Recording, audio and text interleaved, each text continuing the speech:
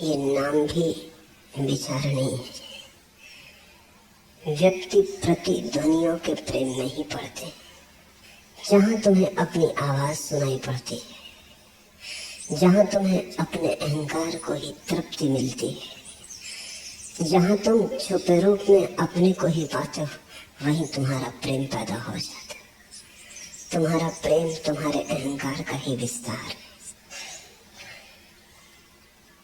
प्रतिध्वनि भी उसके प्रेम में पड़ गई।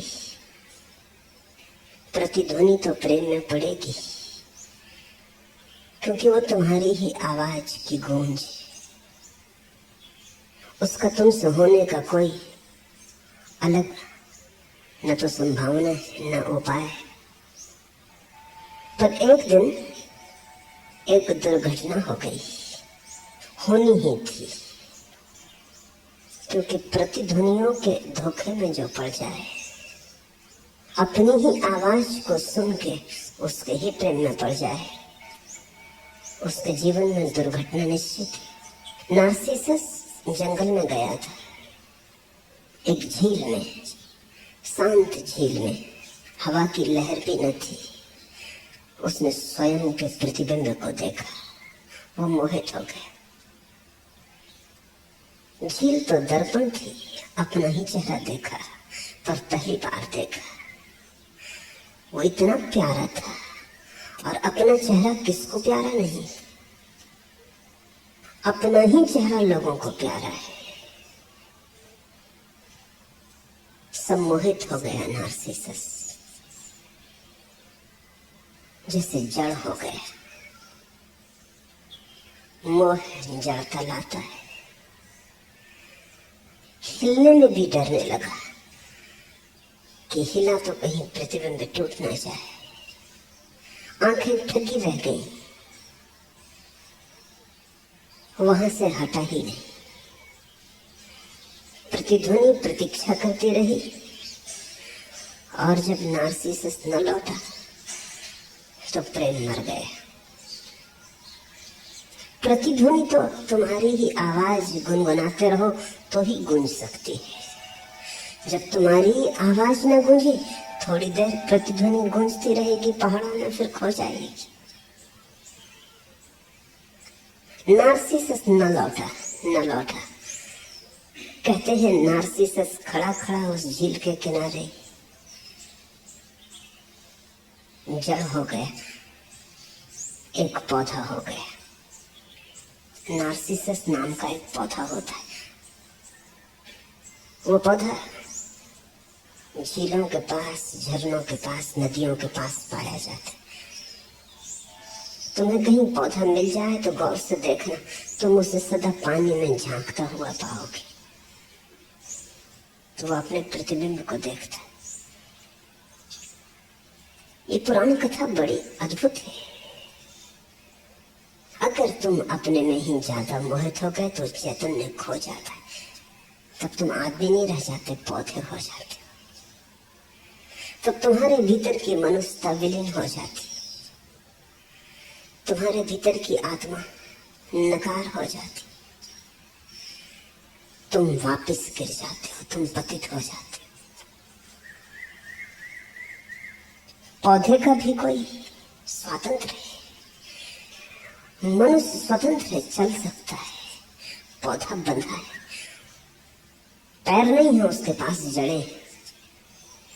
ये नार्सिसस का पौधा हो जाना केवल इस बात की सूचना देता है कि जो व्यक्ति भी अहंकार के प्रतिबिंबों में उलझ जाएगा, उसके पैर भी नष्ट हो जाते हैं, जड़ें हो जाती, वो रुक जाता है, उसकी गति ठहर जाती, हिलने डुलने की भी स्वतंत्रता खो जाती।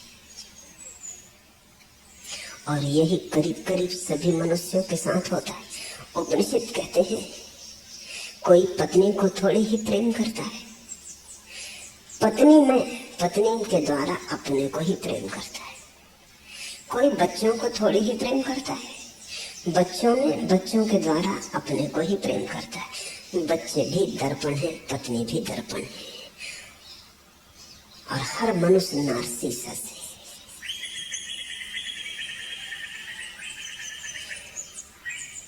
ऐसी मनुष्य की जो चित्त दशा है,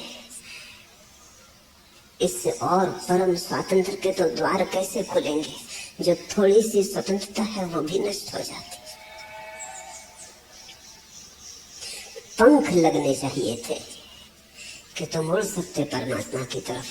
पंख तो दूर, पैर भी खो जाते। वृक्ष के बंधन को तुम समझते हो, हिल भी नहीं सकता जहां खड़ा है वहां से। रत्ती भर भी हिलना चाहे तो स्वतंत्रता नहीं, गति नहीं। जहां खड़ा है वहां मजबूरी में है, वहां से हट नहीं सकता। आदमी हिल सकता है, चल सकता है, पक्षी उड़ सकता है,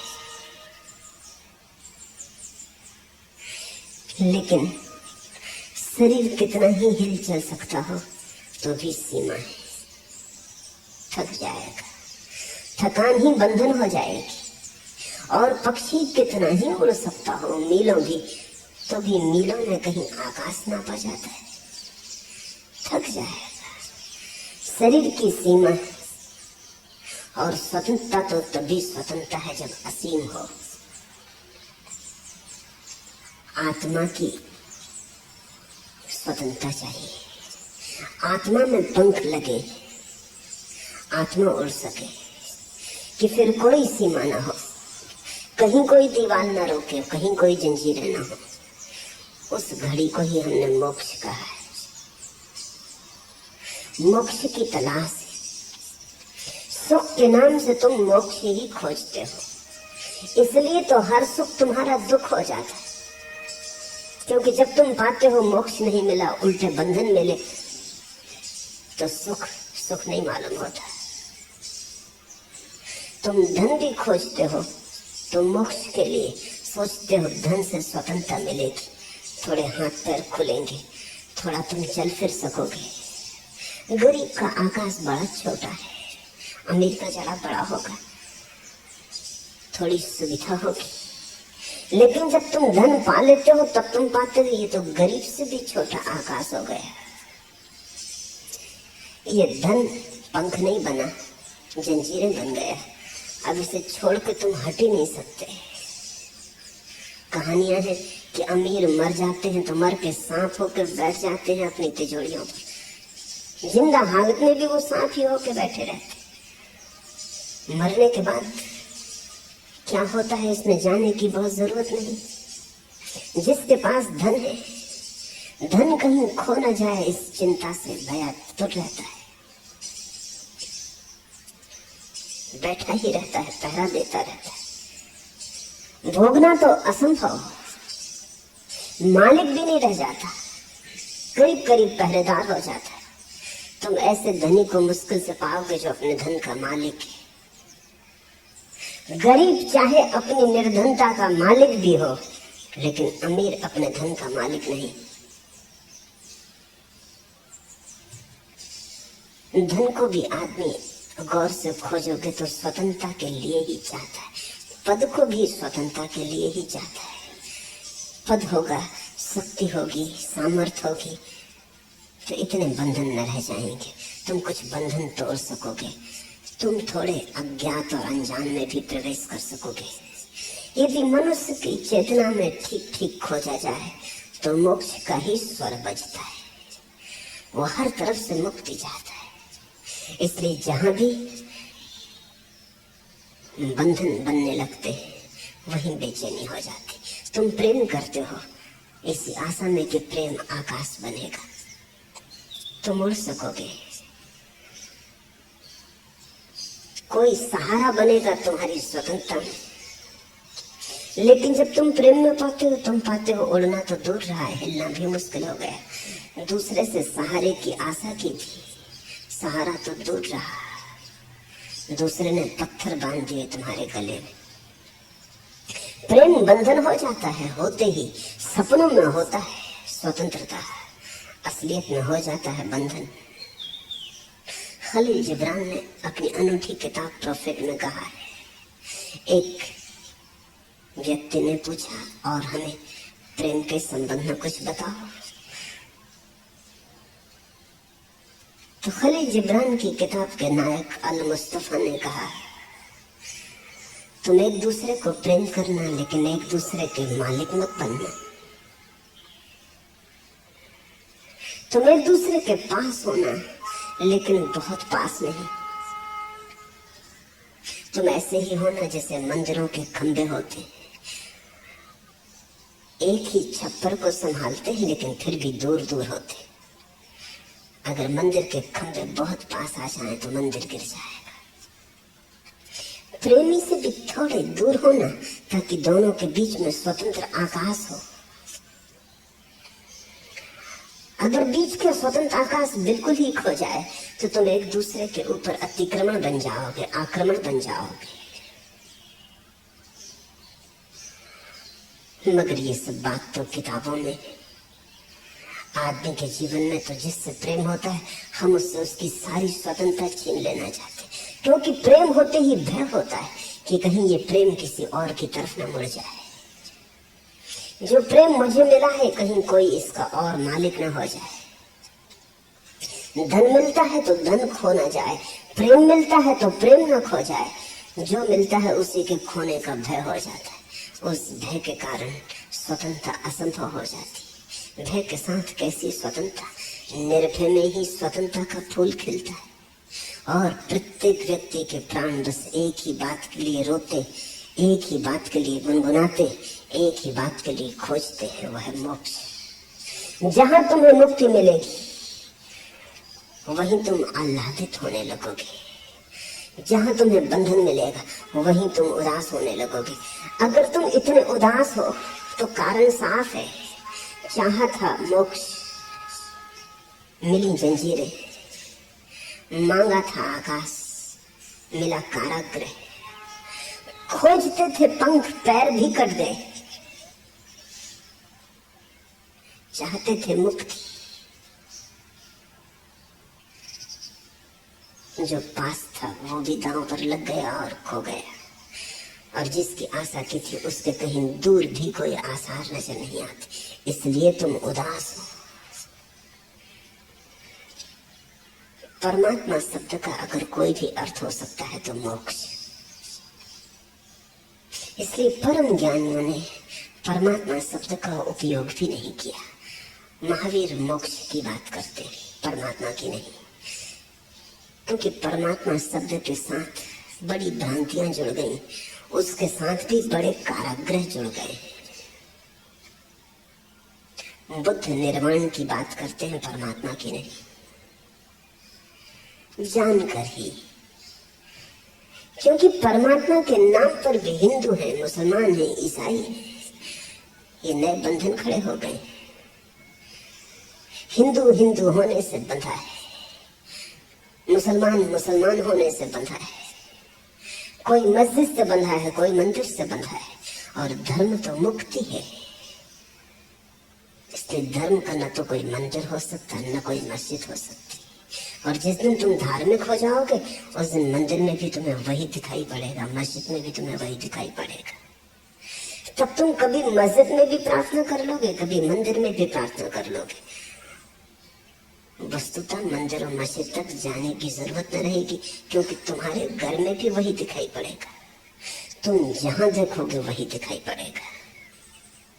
धर्म एक परम स्वातंत्र्य है। इस बात को ख्याल में रखें तो शंकर के ये अंतिम सूत्र समझ में आ सकेंगे। काम, क्रोध, लोभ और मोह को त्याग कर स्वयं पर ध्यान करो। ये चार बंधन जिनसे तुम्हारा मोक्ष छिन गया है, जिनसे तुम्हारा मोक्ष दब गया है, काम, क्रोध, लोभ और मोह, इन चार को भी अगर संक्षिप्त कर लो तो एक ही बचता है, काम। क्योंकि जहां काम होता है वहीं मोह पैदा होता है,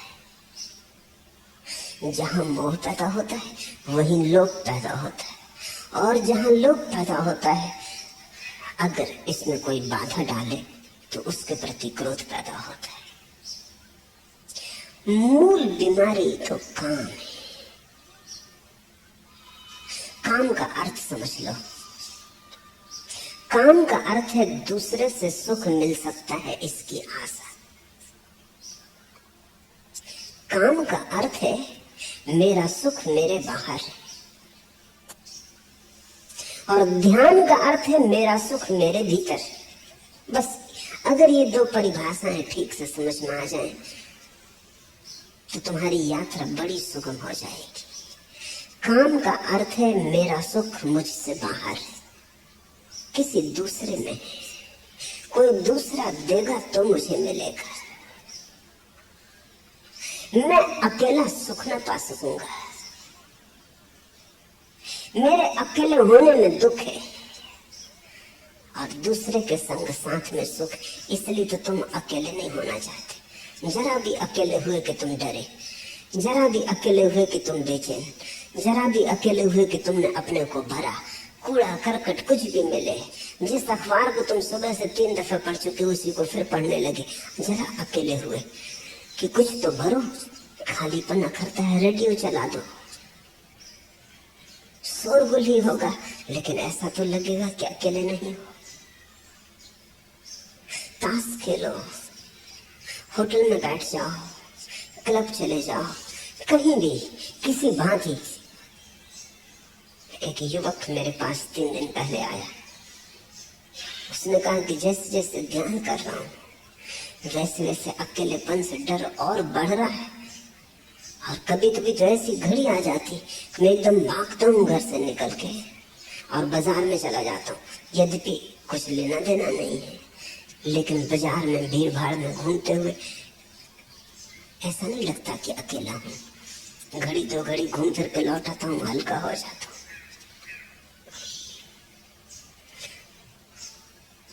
तुम जिसको अपने जीवन की व्यस्तता कहते हो, उसमें से बहुत सी व्यस्तता तो जरूरी नहीं है। उसमें से बहुत सी व्यस्तता तो तुम काट सकते हो। उसमें से बहुत सा समय तो विश्राम का हो सकता है। लेकिन मामला ऐसा नहीं है कि काम जरूरी है, मामला ऐसा है कि बिना काम के तुम अकेले हो जाते हो। पश्चिम में मनोवैज्ञानिक एक नई चिंता से भर गए। वो चिंता पहली दफे मनुष्य जाति के इतिहास में आई है, और वो चिंता ये है कि इस सदी के पूरे होते होते कम से कम पश्चिम के कुछ मुल्कों में, अमेरिका में, स्वीडन में इतनी सुख सुविधा हो जाएगी और सारा काम करीब करीब स्वचालित यंत्रों से होने लगेगा कि आदमी के पास बहुत समय बचेगा। तो मनोवैज्ञानिकों को बड़ा खतरा है कि आदमी करेगा क्या, क्योंकि अभी खाली होने की योग्यता आदमी की नहीं, अभी चुप बैठने की क्षमता आदमी की नहीं। थोड़ा सोचो, सारा काम यंत्र कर देता हो और तुम्हारे पास कुछ काम ना बचे। अभी यद्यपि तुम रोते हो कि काम ही काम है, कोई फुर्सत नहीं। अभी तुम सोचते भी हो कि फुर्सत मिल जाए तो तुम कुछ विश्राम कर लो, यद्यपि अभी भी जब फुर्सत मिलती तुम विश्राम करते नहीं। रविवार की छुट्टी काटे नहीं कटती। रविवार की छुट्टी काटने को तुम कितने उपाय करते हो। पिकनिक को चले, कोई उपद्रव ना था तो उपद्रव बांधा। घर में बैठे रह सकते, छुट्टी काटे नहीं कटती। रविवार के दिन तुम सोमवार की राह देखने लगते हो, कब सुबह हो, कब तुम अपने काम में लगो।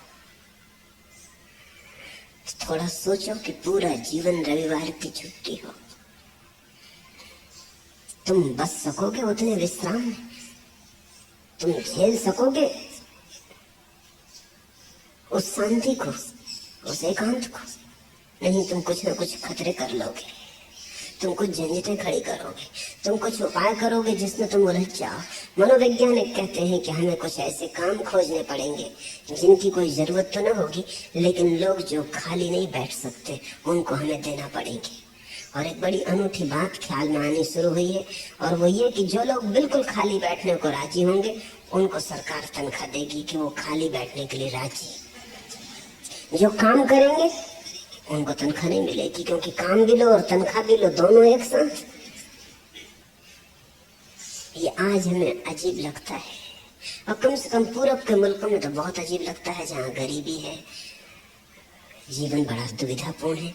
लेकिन पश्चिम के मुल्कों में ये घड़ी करीब आ रही, 20 वर्षों के भीतर, इस सदी के पूरे होते होते, जो लोग खाली बैठने को राजी होंगे उनको सज्जन कहा जाएगा, जो नहीं बैठने को राजी होंगे वो दुर्जन समझे जाएंगे। खाली लेकिन वही बैठ सकता है जिसे थोड़ा ध्यान का रस लगा हो। इसलिए आकस्मिक नहीं है कि पश्चिम में ध्यान की इतनी तीव्र जिज्ञासा पैदा हुई, अकारण कुछ भी नहीं होता। जब कोई चीज घटने के करीब होती है तो चेतना उस तरफ उत्सुक होने लगती है। अगर तुम यहाँ मेरे पास पश्चिम से दूर दूर से आते लोगों को देखते हो तो आकस्मिक नहीं है,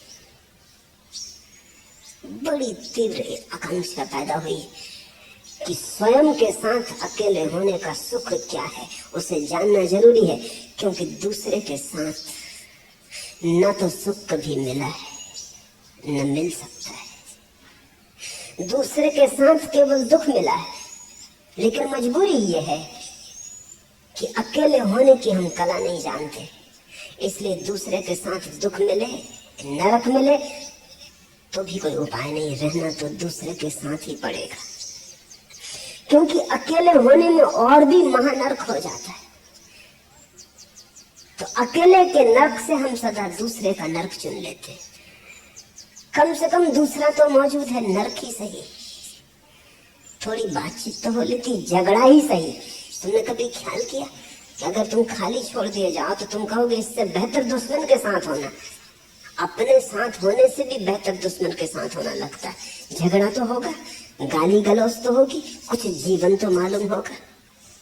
ये मुर्दे की तरह बैठे ऐसे तो बिखर जाएंगे, ऐसे तो फिसल जाएगा मकान। कुछ करो, उठो। लोग अपने कमरे में उठ के कुछ भी करने लगते हैं। मैं ट्रेन में बहुत दिनों तक यात्रा करता था, तो अक्सर ऐसा हो जाता कि कमरे में मैं और दूसरा आदमी अकेला होता,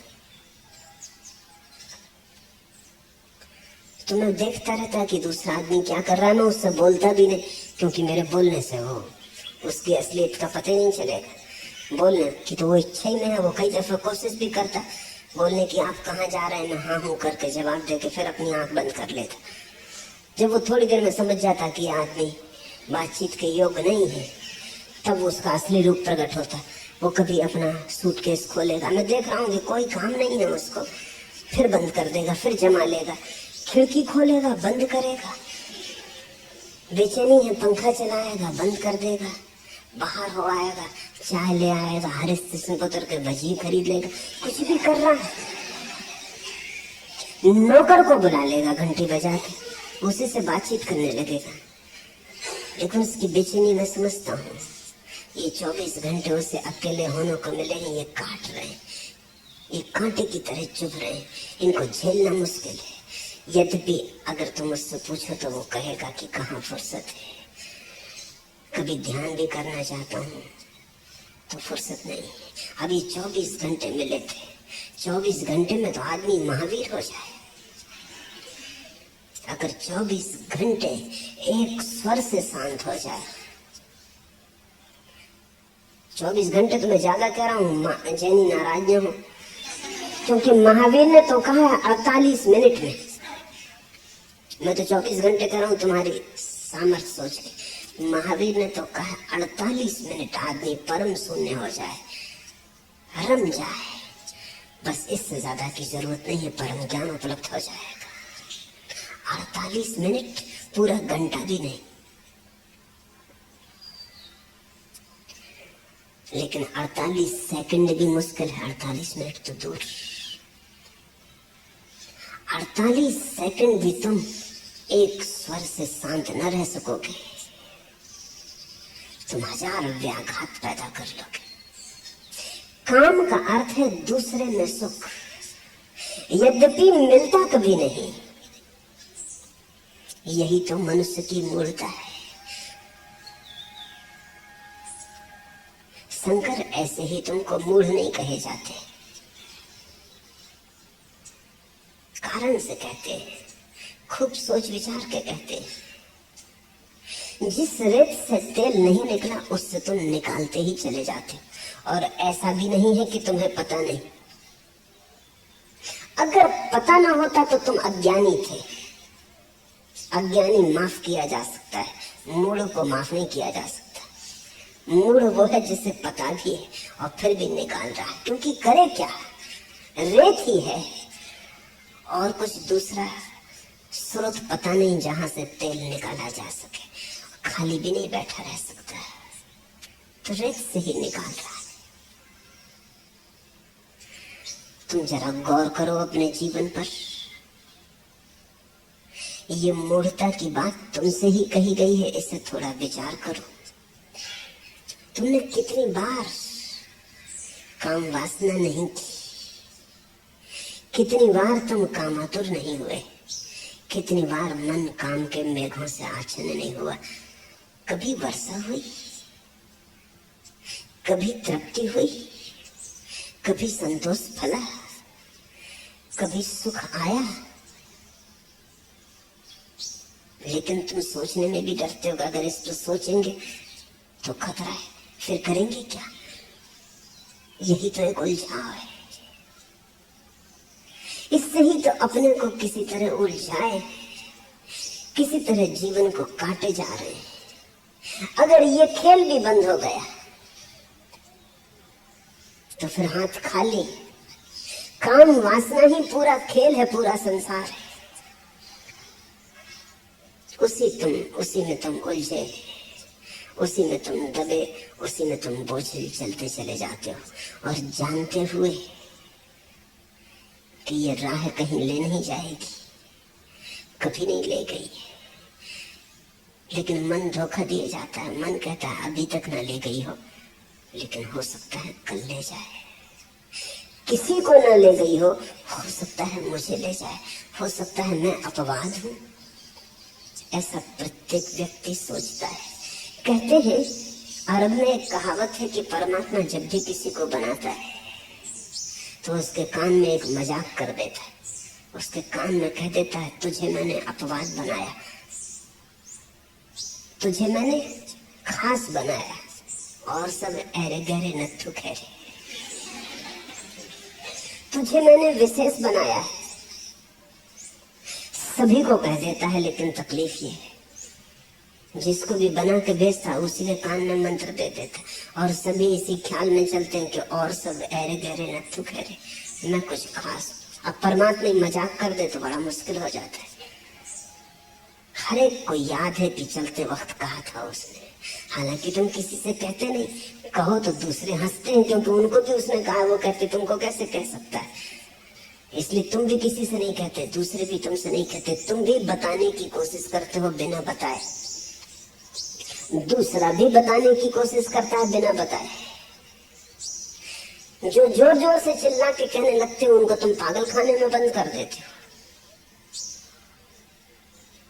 लेकिन हर एक के मन में एक भ्रांति है कि मैं अपवाद हो सकता हूं। बुद्धों ने कहा नहीं मिला सुख, काम वासना के मरुस्थल खोज डाले, एक मरुद्यान भी न पाया।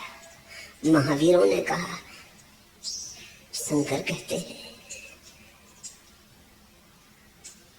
बड़ी यात्रा की, मरुद्यान तो दूर, खजूर की छाया भी न मिली। खजूर की भी कोई छाया होती, लेकिन वो भी न मिली। लेकिन तुम सोचे चले जाते हो कि हो सकता है इन्हें न मिली हो, बेचारे चूक गए हो, न खोज सके हो, नक्शा हाथ में न रहा हो, बुद्धिमान न रहे हो, भटक गए हो। और फिर कौन जाने, अक्सर ऐसा भी हो जाता है कि जिनको नहीं मिलती वो दूसरों को भी समझाने लगते हैं कि तुम्हें भी न मिलेगी। और हो सकता है अंगूर खट्टे रहे, पा ना सके हो, खुद सामर्थ्य ना रही हो, इसलिए सब अंगूर खट्टे, ऐसा कहते उनको भी चुकाने की कोशिश कर रहे हैं। जो पा सकते कम से कम मैं तो पा ही सकता हूं। तुम्हारे मन में ऐसी भ्रांतियों का जाल है तो फिर काम से छुटकारा न हो सकेगा। और जो काम से न जागा वो राम में न जागा। जो काम से जागा वही राम में जागा। राम की याद करने से कुछ भी न होगा, क्योंकि मन अगर काम से भरा हो तो राम का वो उच्चार भी गंदा हो जाएगा। हाँ, काम से मन खाली हो जाए तो राम को पुकारना भी मत, तो भी पुकार उठेगी। तुम्हारा रोआ रोआ कहेगा, तुम्हें कहने की जरूरत न रहेगी। भज गोविंदम, भज गोविंदम। ये कोई ऐसी बात नहीं जिसको तुम कर लोगे। ये कोई तुम्हारे कंठ की बात नहीं है, न तुम्हारे ओठों की, न तुम्हारी जिह्वा की। ये तो जब तुम्हारे भीतर से काम गिर जाएगा तो उठेगी।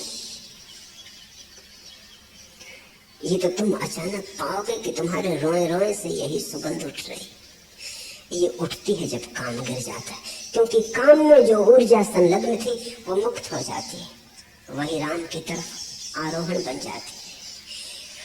काम है दूसरे में सुख की भ्रांत आशा, राम है अपने में सुख को पा लेना, और वही एकमात्र पाने की जगह है। जिनने भी कभी पाया वैसे ही पाया, जिनने भी गमाया तुम्हारे ढंग से गमाया। इसलिए शंकर कहते हैं मूढ़ चेतो जागो। लेकिन अपने में मूढ़ को देखना बड़ा कठिन। मुल्ला नसरुद्दीन के गांव में नाटक हो रहा था। नाटक में एक मूर्ख की भी जरूरत थी। तो गांव में जो एक नेताजी थे उनको लोगों ने चुना। नेताजी ऐसे जन्मजात मूर्ख थे, न होते तो नेताजी न होते। कोई नेता होने पड़ा है जिसे थोड़ी बुद्धि हो। नाहक गाली खाने खवाने को, जूता फेंकवाने को, सड़े टमाटर झेलने को किसको मर्जी, किसको प्रयोजन। मगर जूता फेंकोगी, सड़े टमाटर फेंकोगी, गाली गलौज बको, नेता जमे ही रहते थे। ऐसे तो वो नेताजी हो गए थे, ज्यादा दिन तक टिक गए थे। जिनमें थोड़ी अकल थी वो भाग भी गए। लोगों ने उन्हीं से प्रार्थना की। नेताजी ने मुल्ला नसरुद्दीन से पूछा कि मुझे मूर्ख का पाठ अदा करना है नाटक में, तो मुझे बताओ कि किस भांति से ये पाठ कुशलता से अदा किया जा सकता है। नसरुद्दीन ने नीचे से ऊपर तक देखा और कहा कि आप जैसे हो बस ऐसे ही स्टेज पर चले जाओ, इसमें जरा भी फर्क की जरूरत नहीं है, फर्क करने से गड़बड़ हो जाएगी। नेता तो बहुत नाराज हो गया। उसने कहा कि मुझे पता है, और तुम गांव में भी अफवाह करते हो, लोगों को बात करते हो कि मैं नंबर 1 का मूर्ख हूं। अब आज मेरे सामने ही बात जाहिर हो गई। धमकाया बहुत। नसरुद्दीन ने कहा आपसे सच कहता हूं, अल्लाह की कसम, नंबर पहला मैंने कभी नहीं कहा। मूर्ख कहा हो भला, नंबर पहला मैंने कभी नहीं कहा। क्योंकि तुम तो नंबर पहले अगर वहां भी होने का मौका हो तो चुकोगे नहीं। नंबर पहला वही तो नेता की दौड़ है।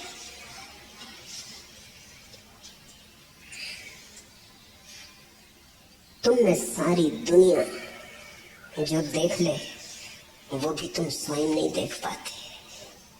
आंख के अंधे। सबको जो पहचान में आ जाए वो भी तुम्हारी पहचान में नहीं आता। इससे बड़ी मूर्खता और क्या हो सकती है इस संसार में, कि जिन जिन अनुभवों से तुम हजारों बार गुजर चुके हो और एक भी बार सुख नहीं पाया, उन्हीं उनकी फिर आकांक्षा करने लगते हो। कब जागोगे? क्यों क्योंकि काम में जो सोया है वही सोया है, जो काम से जागा है वही जागा है। और काम से जागो तो ही ध्यान की यात्रा शुरू होती, क्योंकि ध्यान का अर्थ है स्वयं में है सुख।